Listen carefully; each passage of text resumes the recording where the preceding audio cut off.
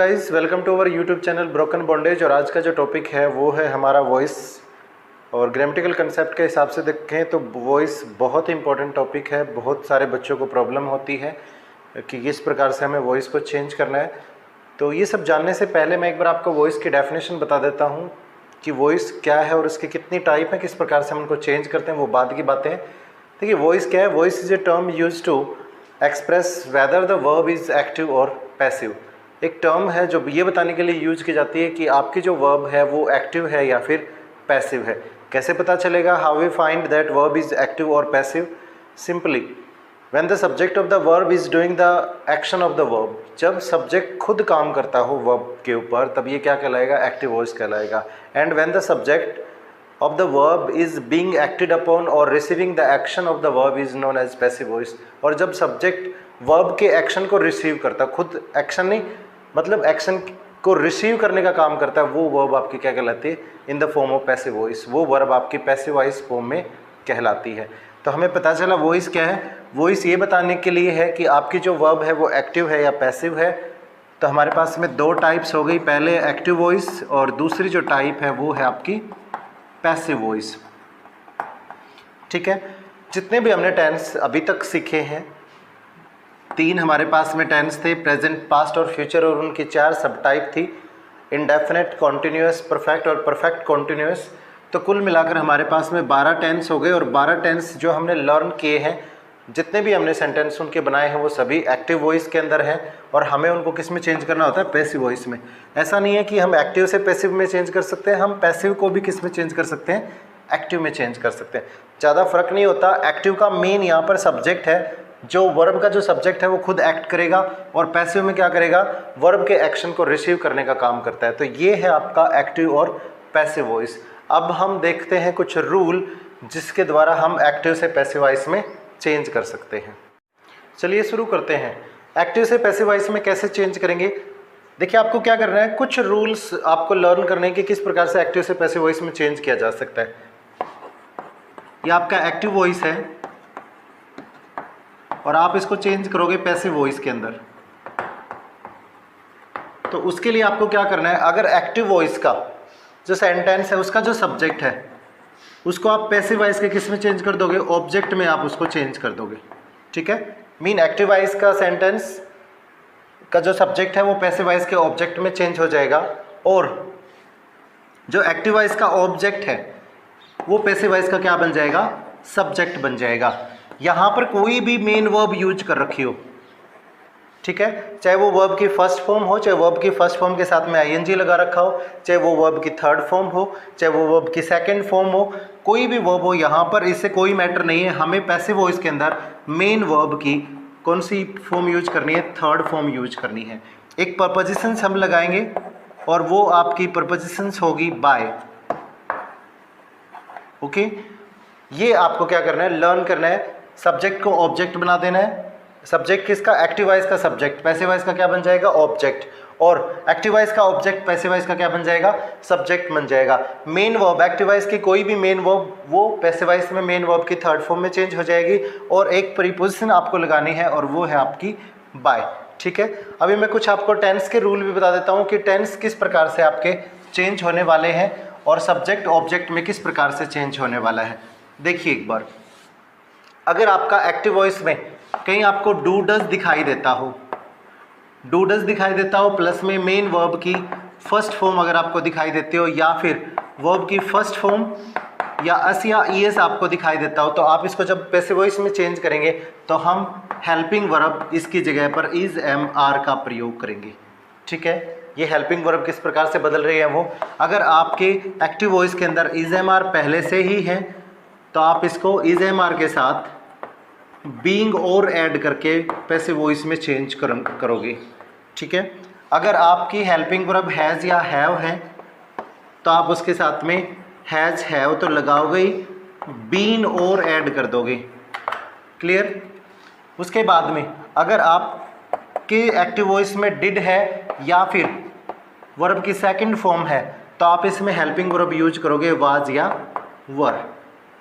अगर वाज वर पहले से ही है तो आप वाज वर के साथ में बीइंग ऐड कर देंगे।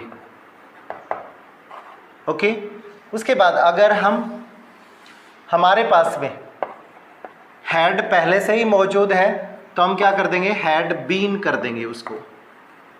ओके, और पास्ट परफेक्ट कॉन्टिन्यूस हमारा चेंज नहीं होता है। अगर हमारे पास में एक्टिव वॉइस के अंदर सेल और will as a helping verb है तो हम इसको सेल और विल प्लस बी में चेंज कर देंगे। ओके, अगर हम बात करें फ्यूचर कॉन्टिन्यूस टेंस की तो वो हमारा चेंज नहीं होता। अगर आपके सेंटेंस में सेल हैव, सेल या विल प्लस में हैव है तो आप इसे चेंज कर देंगे shall will plus have been में, इसे आप चेंज कर देंगे। ओके, अब हम बात करते हैं किस प्रकार से हमें पर्सन को बदलना है, सब्जेक्ट को किस प्रकार से बदलना है। अगर आपका सब्जेक्ट एक्टिव वॉइस का सब्जेक्ट आई है तो आप इसे ऑब्जेक्ट बनाते वक्त ऑब्जेक्टिव केस मी में चेंज कर देंगे। ओके, अगर आपका ऑब्जेक्ट मी है तो आप उसे सब्जेक्ट बनाते वक्त आई में चेंज कर देंगे। ये वॉइस वर्सा है, मतलब आप आई का मी बना सकते हैं, मी का आप क्या बना सकते हैं, आई बना सकते हैं। वी आपका किस में चेंज हो जाएगा, अस में चेंज हो जाएगा। अस को आप वी बना सकते हैं, वी को आप अस बना सकते हैं। यू का सब्जेक्टिव केस भी यू रहता है, ऑब्जेक्टिव केस भी आपका यू रहता है। ऑब्जेक्ट तब जब आप इसको वाक्य के लास्ट में लगा लेते हैं और सब्जेक्ट कब जब वाक्य के स्टार्टिंग में आप इसका यूज कर लेते हैं। उसके बाद में ही का ऑब्जेक्टिव केस हिम होता है और हिम का सब्जेक्टिव केस ही होता है। फिर बात करते हैं सी हर में चेंज हो जाएगा। इट की अगर बात करें तो इट आपका इट में चेंज हो जाएगा। और बात करते हैं लास्ट में दे की, दे का ऑब्जेक्टिव केस देम बन जाता है और देम का सब्जेक्ट क्या बन जाता है, दे बन जाता है। तो डियर स्टूडेंट, ये थे आपके कुछ सब्जेक्ट से ऑब्जेक्ट और ऑब्जेक्ट से सब्जेक्ट को बदलने के कुछ रूल। अगर आपका कोई प्रॉपर कोई नाउन है तो आप उसे चेंज नहीं करेंगे, मतलब कोई नाम है जैसे मोहन है तो मोहन को आप चेंज नहीं करेंगे। आपको क्या करना है, प्रीपोजिशन बाय लगाकर और सेम एज इट इज इसको लिख देना है। तो डियर स्टूडेंट, अभी जितने भी टेंस हमने अभी यहाँ पर स्टडी किए हैं तो उन सब टेंसेस के एक एक एग्जाम्पल हम देखते हैं, सारी चीज़ें बिल्कुल साफ हो जाएंगी। जैसे कि वी एडमायर हिम, यहाँ पर ये देखिए कौन सा टेंस हो गया, प्रेजेंट इंडेफिनिट टेंस हो गया, क्योंकि यहाँ पर आपकी वर्ब की फर्स्ट फॉर्म आई हुई है। और केवल प्रेजेंट इंडेफिनिट टेंस ऐसा है जहाँ पर आप वर्ब की फर्स्ट फॉर्म का यूज करते हैं सब्जेक्ट के साथ में।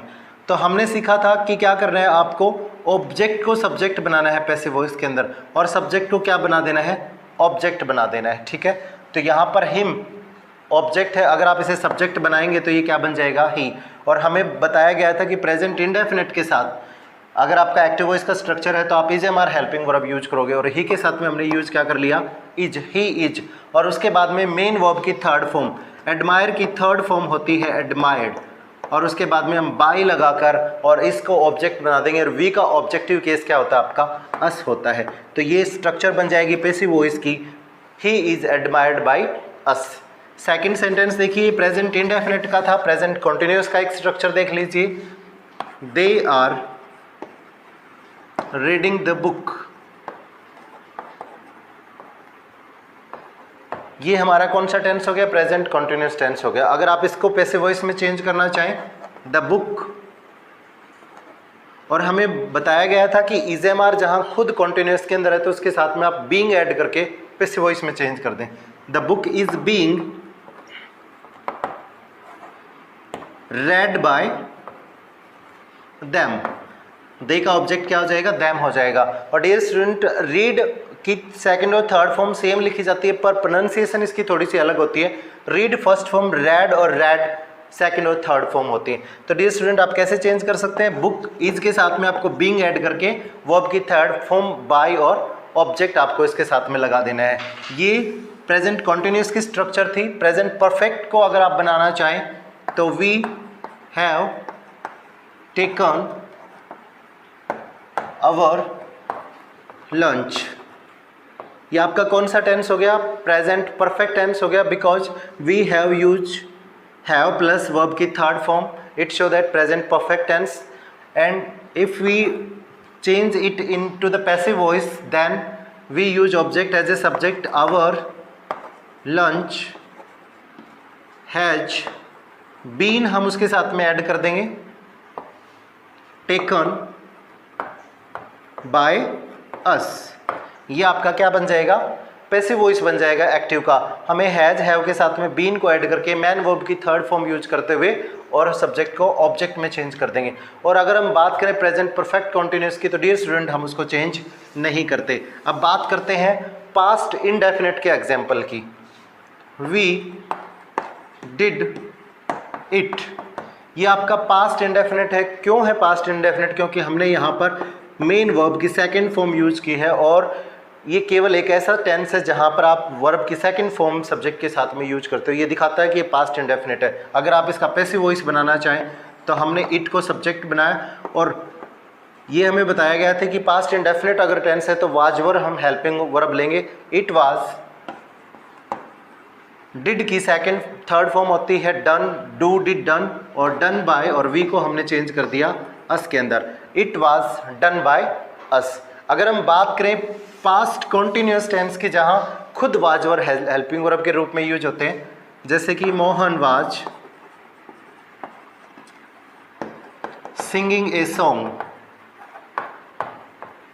अगर आप इसको चेंज करना चाहें तो बिल्कुल सिंपल सी चीज़ है, आप ऑब्जेक्ट को उठा लें, सब्जेक्ट के रूप में यहाँ पर लिख दें, उसके साथ में वाज या वर का प्रयोग करें टू सी द सब्जेक्ट, और उसके साथ में बीइंग को ऐड करके वर्ब की थर्ड फॉर्म लगा दें। A song was being sung by Mohan.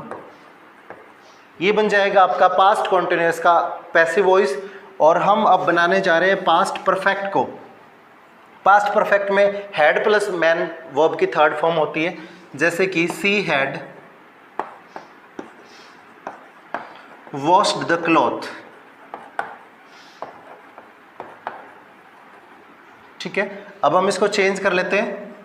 Clothes had been, head के साथ में हमें क्या ऐड करना है, केवल बीन को ऐड करना है। मेन वर्ब की थर्ड फॉर्म जो पहले से ही दी गई है वॉश्ड बाय, और सी का ऑब्जेक्टिव केस क्या बन जाता है, हर बन जाता है। तो ये था आपका पास्ट परफेक्ट का एक्टिव वॉइस और पैसिव वॉइस। और पास्ट परफेक्ट कॉन्टिन्यूस की अगर बात करें तो डियर स्टूडेंट हम उसको चेंज नहीं करते। अब हम बात करते हैं फ्यूचर की। अगर हम फ्यूचर इंडेफिनिट को अगर देखें तो फ्यूचर इंडेफिनिट में जैसे कि he will write a letter, हमारे पास में ये सेंटेंस है और हमें पता चला सेल और विल प्लस में वर्ब की फर्स्ट फॉर्म हम केवल फ्यूचर इंडेफिनिट टेंस में यूज करते हैं। हम सेल विल के साथ में बी का प्रयोग करके इसका पैसिव वॉइस बनाएंगे। सबसे पहले ऑब्जेक्ट को उठा लेते हैं। A letter will be, verb की थर्ड फॉर्म का यूज कीजिए dear student, written by him.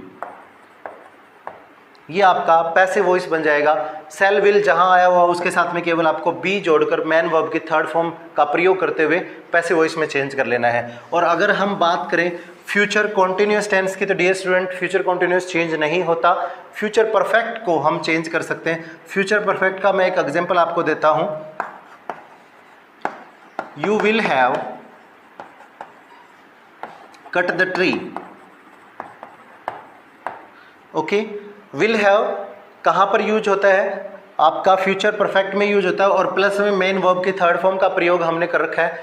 अगर आप इसका पैसिव वॉइस बनाएं तो यहाँ पर बना सकते हैं the tree will have been cut by you. तो ये थे डियर स्टूडेंट आपके एक्टिव से पैसिव वॉइस में बिल्कुल सिंपल से सिंपल रूल है कि किस प्रकार से आप एक्टिव से पैसिव वॉइस में चेंज कर सकते हैं। आगे वाले वीडियो में हम कुछ कॉम्प्लेक्स सेंटेंस लेकर आएंगे जिनके अंदर हम WH फैमिली को इंक्लूड करने वाले हैं कि किस प्रकार से WH फैमिली का मॉडल्स का किस प्रकार से वॉइस में चेंज किया जाता है।